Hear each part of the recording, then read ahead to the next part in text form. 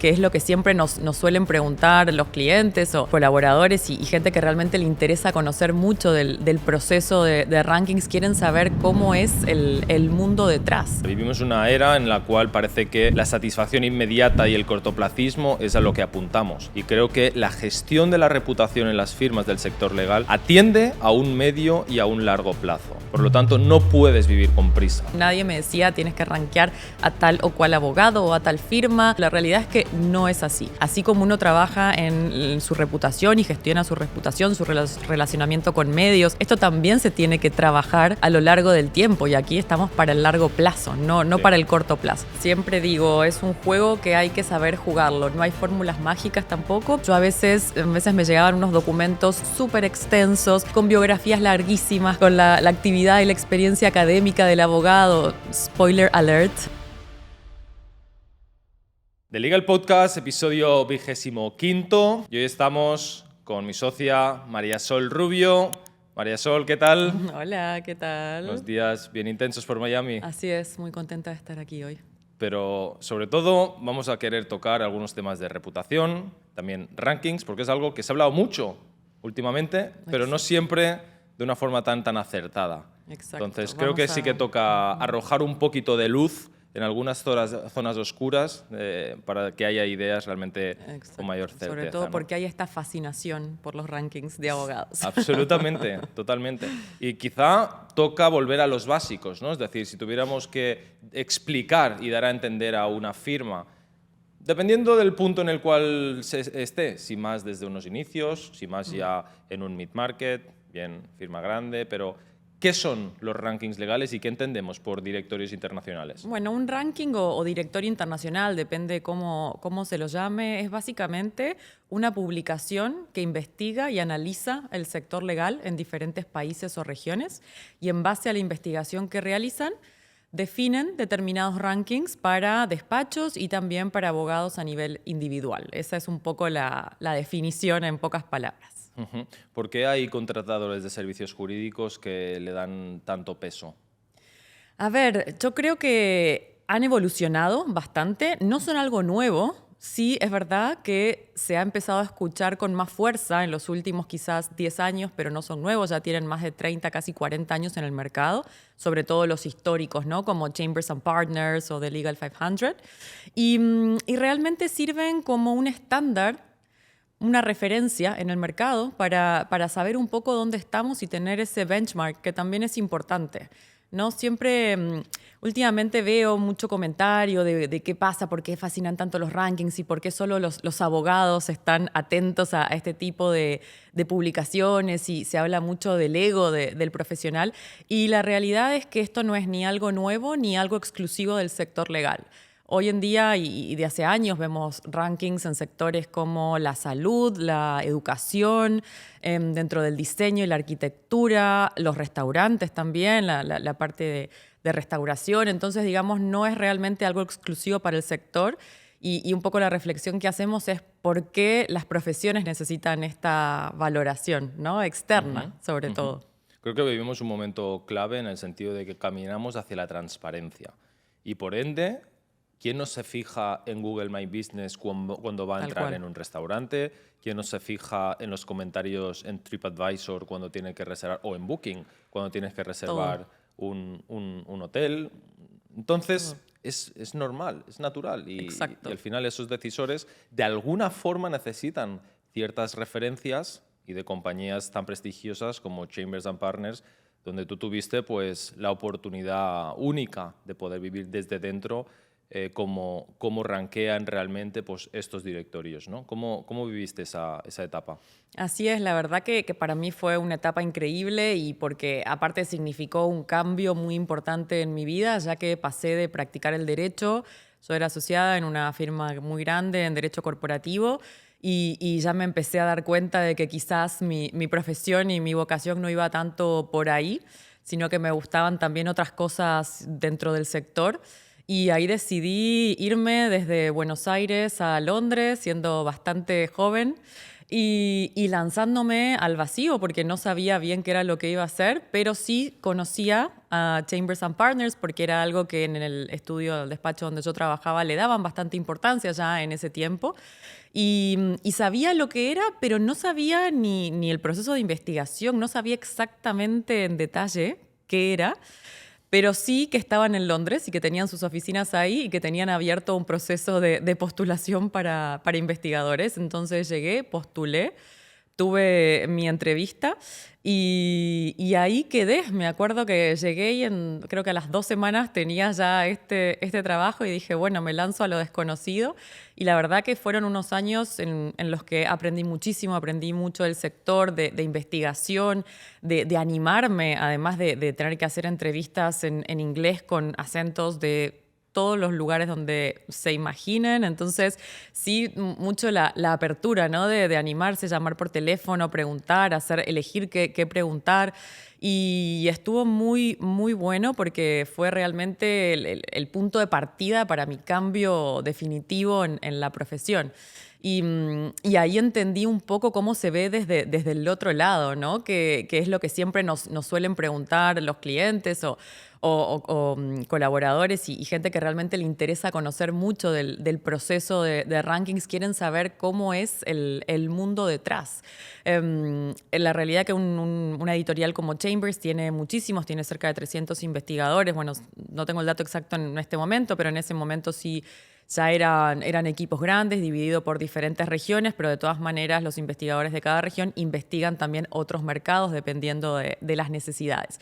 Y ahí yo recibía todas las candidaturas de firmas. En un primer momento investigué mucho Asia, por ejemplo, un mercado muy diferente a lo que yo conocía.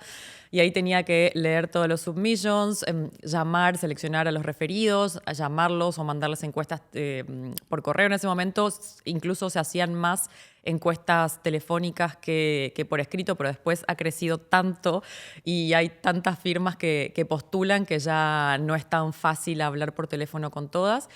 Pero ahí tuve varios casos que siempre me preguntan un poco, bueno, ¿cómo es dentro? Y la realidad es que por un lado hay que saber que es muy poco el tiempo que tiene el investigador para leer y analizar esa candidatura. Entonces, yo a veces me llegaban unos documentos súper extensos, con biografías larguísimas, con la actividad y la experiencia académica del abogado. Spoiler alert, a nadie le importa.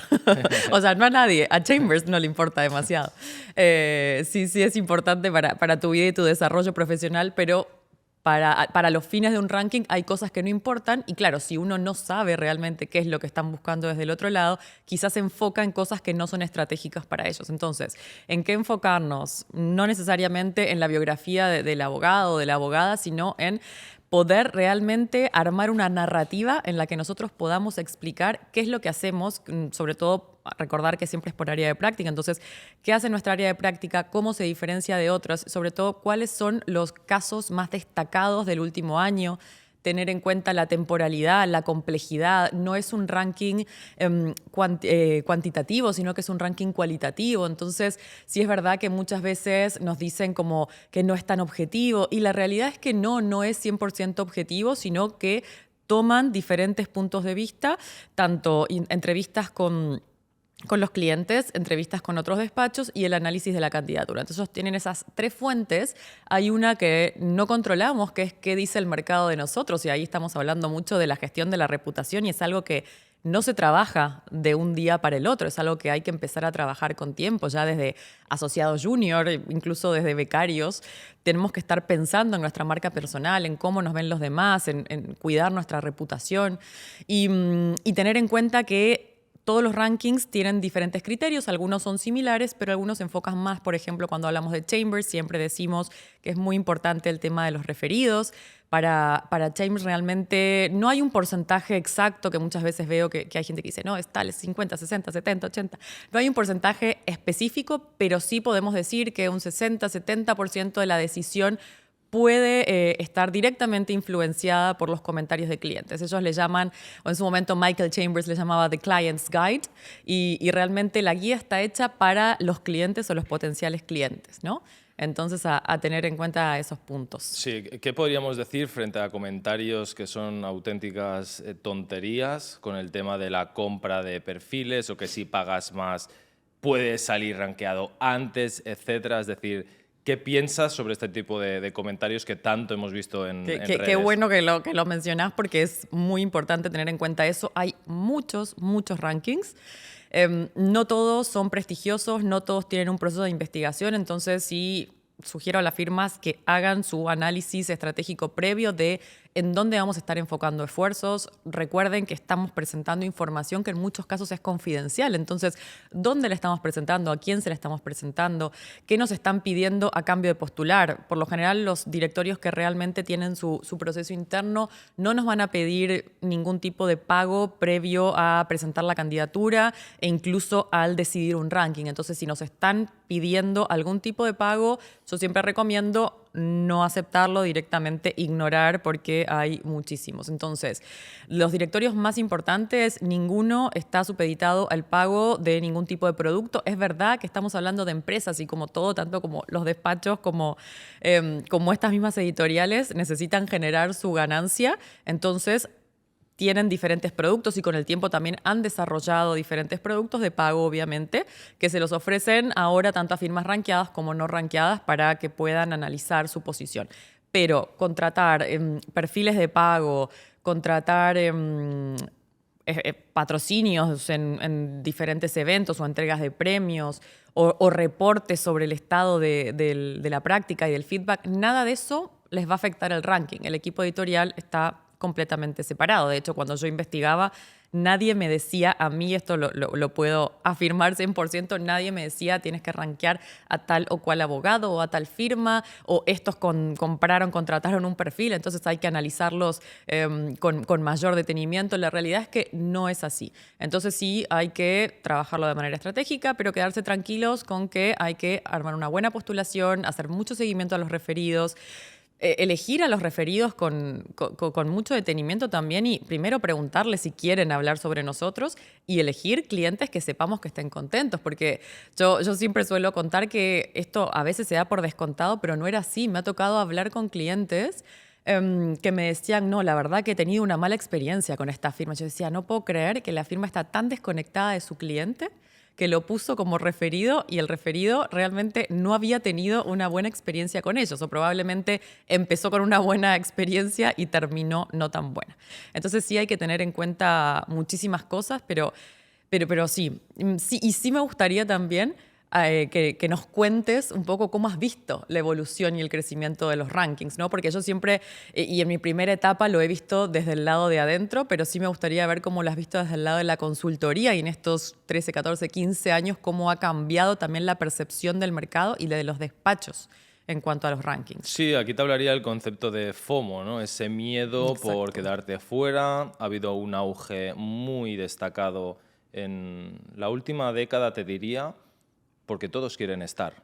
Al final hay mucho comentario, hay mucha crítica, hay mucho toque al ego de la gente. Totalmente. Cuando se toca al ego, hemos visto casos de firmas que dicen yo tengo casos que estoy muy por encima de las que aparecen ahora. Me acuerdo perfectamente de una firma, por ejemplo, hace 6-7 años en Madrid, especializada en temas de seguros, y decía, es que, ¿ves estos de los socios de Magic Circle y todas estas firmas? Y dice, los casos de ellos son mucho peores que los míos. Estos realmente no merecerían estar aquí, pero yo sí.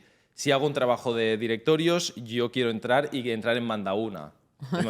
Banda 1, ¿no? Entonces te demuestran un desconocimiento absoluto de cómo funcionan realmente este tipo de rankings. Tú que has estado como deputy editor, al final sabes perfectamente cómo funcionan estos procesos. Hay firmas que todavía no, sigue habiendo mucho desconocimiento. No, y cómo ser constante también, ¿no? Porque a veces uno piensa que porque tengo casos excelentes o la mayor cantidad de casos, voy a postular un año y voy a quedar rankeado en banda 1, y no, es un trabajo constante. Uno, así como uno trabaja en su reputación y gestiona su reputación, su relacionamiento con medios, la estrategia desde un business plan a la estrategia de marketing, comunicación y desarrollo de negocio, esto también se tiene que trabajar a lo largo del tiempo y aquí estamos para el largo plazo, no Sí. para el corto plazo. Entonces hay que eso tenerlo muy, muy claro dentro del despacho también. Sí, sí, 100%. Y es un poco también el mensaje que quiero lanzar. Vivimos una era en la cual parece que la satisfacción inmediata y el cortoplacismo es a lo que apuntamos. Y creo que la gestión de la reputación en las firmas del sector legal atiende a un medio y a un largo plazo. Por lo tanto, no puedes vivir con prisa. No puedes querer el resultado ya. Tienes que entender realmente que las mejores cosas en esta vida, las cosas más extraordinarias, vienen al medio y al largo plazo. No podemos apuntar al cortoplacismo. Y por lo tanto, la construcción de la reputación dentro de las firmas profesionales y las firmas del sector legal, al final es una forma de operar. Y una forma de operar que define quién eres día tras día, semana a semana, y aquí no hay la cultura del pelotazo. Aquí hay un trabajo constante y eso es lo que al final construye la reputación. Así es, tal cual. Y en temas de directorios, siempre digo, es un juego que hay que saber jugarlo. No hay fórmulas mágicas tampoco, pero sí hay que saber cómo jugarlo, cómo presentar tu candidatura, a dónde presentarnos y qué es realmente lo que están buscando, cómo describir un asunto. A veces se deja un poco de lado porque dicen, no, si igual mis clientes van a hablar bien. Primero, no sabemos si tus clientes van a responder, entonces el seguimiento tiene que ser muy cercano. Hoy en día hay herramientas, Chambers hará unos 3 años ya ha lanzado su herramienta de Referee Management Tool, bueno, que es un producto, ese sí es un producto de pago, no es requisito tenerlo, pero yo siempre digo que si vamos a invertir en algún producto, ese es el que más sentido me hace hoy en día, justamente porque podemos saber si el cliente está respondiendo o no. Probablemente en poco tiempo más otros directorios también empiecen a lanzar esta misma herramienta porque sí es verdad que es útil sin duda. Pero bueno, así como hablamos de Chambers, también tenemos otros directorios y premios. También hay que tener en cuenta que no solo se rankea a las firmas en cuanto a sus áreas de práctica y sus abogados también a nivel individual, sino que también si tenemos, por ejemplo, transacciones importantes, temas de financiamientos, de proyectos, etcétera, hay editoriales que también lanzan sus premios a las diferentes operaciones y eso es una plataforma de visibilidad muy importante, ¿no? Porque estamos entre los mejores realmente, los que están liderando las transacciones que también tienen un impacto en el futuro, porque hablamos de proyectos de infraestructura, de energías renovables, realmente cosas que están muy en boga hoy en día. Sí, sí. Vivimos un momento muy interesante. Los GCs ya tienen la posibilidad también de ser rankeados. Eso es una novedad. De las novedades, ¿cierto? Esa es una de las grandes novedades hasta ahora. Bueno, por ejemplo, Legal 500 ya hace tiempo que tiene su GC Power List, que la lanza en diferentes países, pero este año Chambers relanzó un poco su investigación sobre General Counsel porque ya la habían empezado en 2018, 2019, ya se había lanzado un listado preliminar, pero se ve que se le dio una vuelta y ahora directamente aparecen dentro del ranking general en la guía global. Y eso es algo a tener en cuenta y yo creo que va realmente a crecer, ¿no? Como ahora los General Counsel y bueno, los abogados de empresa realmente tienen que formar parte del negocio. Absolutamente. Y por último, para cerrar, María Sol, invitar también a las firmas que de algún modo incorporen la estrategia en la vertiente de directorios, que no lo vean como algo operativo. Tal cual. Al final, yo recuerdo una importante firma española, año 2010-2011, donde hizo un balanceo en su estrategia porque el mercado le colocaba más en la parte más de derecho laboral que en la parte de M&A y corporate, donde realmente querían estar, ¿no? Pero gracias a una auditoría de comunicación lo pudieron detectar y luego también apalancándose no solamente en la comunicación, sino también en directorios internacionales, pudieron ir definiendo y avanzando en esa estrategia de posicionamiento de marca para que el área mercantil tuviera un peso mucho más importante en su facturación. Seguro. Pero eso lo que te invita es a que realmente adoptes el pensamiento estratégico dentro y reflexionar de la cómo firma. me quiero mostrar y dónde quiero salir reconocido. No tengo que postular a las 15, 20 áreas que cubre el directorio para el país, tengo que postular realmente a donde quiero ser reconocido, ¿no? A veces pasa que un abogado también quizás tiene trabajo en áreas diferentes, entonces postula en 4 o 5 áreas y hoy en día se busca la hiperespecialización, ¿no? No se busca un abogado generalista. Entonces eso hay que tenerlo realmente muy en cuenta a la hora de postular y sobre todo también formar tanto a los abogados que van a estar a cargo de hacer el relevamiento de la información, a los equipos internos que sepan cómo describir una operación, qué es lo que se está buscando, cómo demostrar la complejidad. Y para eso hay que entender el negocio y hay que entender el mercado.